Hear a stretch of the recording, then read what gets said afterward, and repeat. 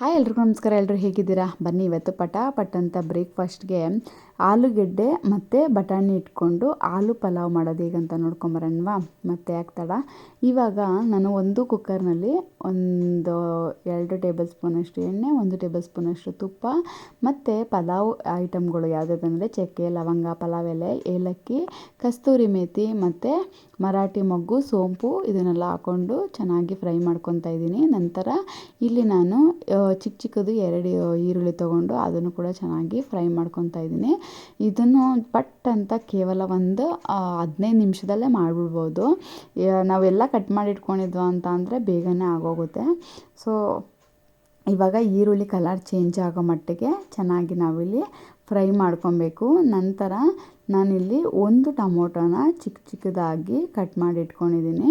ನೋಡಿ, ಇದು ಯಾವ ಥರ ಚೇಂಜ್ ಆಗಬೇಕು ಅಂತ ಅಂದರೆ ಆ್ಯಕ್ಚುಲಿ ಪಲಾವಲ್ಲಾಗಲಿ ಅಥವಾ ಬಿರಿಯಾನಿಯಲ್ಲಾಗಲಿ ನಮಗೆ ಮೇನು ಚೆನ್ನಾಗಿ ಫ್ರೈ ಆಗಬೇಕಾಗಿರೋದೇ ಈರುಳ್ಳಿ. ಇದು ಚೆನ್ನಾಗಿ ಫ್ರೈ ಆದ್ರೇ ನಮಗೆ ಅದು ಟೇಸ್ಟ್ ಅನ್ನೋದು ಚೆನ್ನಾಗಿ ಸಿಗುತ್ತೆ. ಹಾಗಾಗಿ ಈರುಳ್ಳಿನ ಚೆನ್ನಾಗಿ ಫ್ರೈ ಮಾಡ್ಕೊಳ್ಳಿ. ಫುಲ್ಲು ಅದು ಕಲರೇ ಚೇಂಜ್ ಆಗಬೇಕು, ಅಲ್ಲಿವರೆಗೂ ಚೆನ್ನಾಗಿ ಫ್ರೈ ಮಾಡ್ಕೊಳ್ಳಿ. ಮತ್ತು ನಾನಿಲ್ಲಿ 1 ಟೊಮೊಟೊ ತೊಗೊತಾ ಇದ್ದೀನಿ. ಅದನ್ನ ಈ ರೀತಿ ಚಿಕ್ಕದಾಗಿ ಕಟ್ ಮಾಡಿಕೊಂಡು ಅದನ್ನು ಕೂಡ ಚೆನ್ನಾಗಿ ಫ್ರೈ ಮಾಡ್ಕೊತಾ ಇದ್ದೀನಿ. ನಂತರ ಇಲ್ಲಿ ನಾನು 1 ಟೇಬಲ್ ಸ್ಪೂನ್ ಶುಂಠಿ ಬೆಳ್ಳುಳ್ಳಿ ಪೇಸ್ಟ್ ಹಾಕ್ಕೊತಾ ಇದ್ದೀನಿ. ಅದನ್ನು ಕೂಡ ಚೆನ್ನಾಗಿ ಹಸಿ ವಾಸನೆ ಹೋಗೋವರೆಗೂ ಫ್ರೈ ಮಾಡ್ಕೊಳ್ಳಿ. ಮತ್ತು ನಾನಿಲ್ಲಿ ಒಂದು ಜಾರಿಗೆ ಕೊತ್ತಂಬರಿ ಮತ್ತು ಹಸಿಮೆಣ್ಸಿನ್ಕಾಯಿ ಮತ್ತು ಪುದೀನ ಹಾಕ್ಕೊಂಡು, ಗಟ್ಟಿ ಮೊಸರಾಗಿದ್ದರೆ 1-2 ಟೇಬಲ್ ಸ್ಪೂನ್ ಹಾಕ್ಕೊಳ್ಳಿ.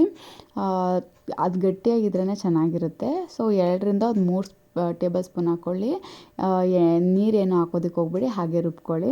ನಂತರ ಇವಾಗ ನಾನು ಇಲ್ಲಿ ಬಟಾಣಿ ಮತ್ತು 1 ಆಲೂಗೆಡ್ಡೆನ ಹಾಕ್ಕೊಂಡು ಚೆನ್ನಾಗಿ ಫ್ರೈ ಮಾಡ್ಕೊತಾ ಇದ್ದೀನಿ. ಇಲ್ಲಿ ನಾವೇನು ಮಸಾಲೆ ಜಾಸ್ತಿ ಸೇರಿಸೋದಕ್ಕೆ ಹೋಗೋದೇ ಇಲ್ಲ. ಜಸ್ಟ್ ಇವಾಗ ರುಬ್ಬಿರೋ ಅಂಥ ಮಸಾಲೆನ ಹಾಕ್ಬಿಟ್ಟು ಚೆನ್ನಾಗಿ ಹಸಿ ವಾಸನೆ ಹೋಗೋವರೆಗೂ ಫ್ರೈ ಮಾಡ್ಕೊತಾ ಇದ್ದೀನಿ. ಮತ್ತು ನಾನಿಲ್ಲಿ 1/4 ಟೇಬಲ್ ಸ್ಪೂನ್ ಆಗೋಷ್ಟು ಅರಿಶಿನ ಪುಡಿ ಮತ್ತು 1 ಟೇಬಲ್ ಸ್ಪೂನ್ ಆಗೋಷ್ಟು ಗರಂ ಮಸಾಲ ಹಾಕ್ಬಿಟ್ಟು ಚೆನ್ನಾಗಿ ಫ್ರೈ ಮಾಡ್ಕೊಳ್ಳಿ. ಹಸಿ ವಾಸನೆ ಹೋಗೋವರೆಗೂ ಇದನ್ನು ಚೆನ್ನಾಗಿ ಫ್ರೈ ಮಾಡ್ಕೊಳ್ಳಿ. ಮತ್ತು ರುಚಿಗೆ ತಕ್ಕಷ್ಟು ಉಪ್ಪು ಹಾಕ್ಕೊತಾ ಇದ್ದೀನಿ.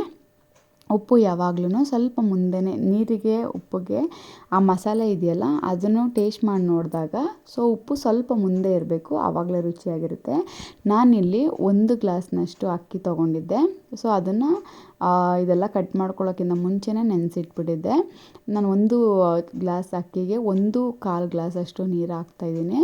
ಮತ್ತು ಅದು ಕುದಿ ಬಂದ ನಂತರ ನೀರು ಕುದೀತಲ್ಲ, ಇವಾಗ ಅಕ್ಕಿ ಏನು ನೆನೆಸಿಟ್ಕೊಂಡಿದ್ವಲ್ಲ ಅದನ್ನು ಕೂಡ ಹಾಕ್ಕೊಂಡು ಉಪ್ಪು ಖಾರ ಚೆಕ್ ಮಾಡ್ಕೊಳ್ಳಿ. ನಂತರ ಅದು ಕುದಿ ಬಂದಿಷ್ಟಕ್ಕನ್ನ 1-2 ವಿಷಲ್ ಬಿಟ್ಕೊಳ್ಳಿ. ನೋಡಿ ಎಷ್ಟು ಬೇಗ ಎಷ್ಟು ನೀಟಾಗಿ ಎಲ್ಲ ಚೆನ್ನಾಗಿ ಮಿಕ್ಸ್ ಆಗಿ ಬಂದಿದೆ ಅಂತ.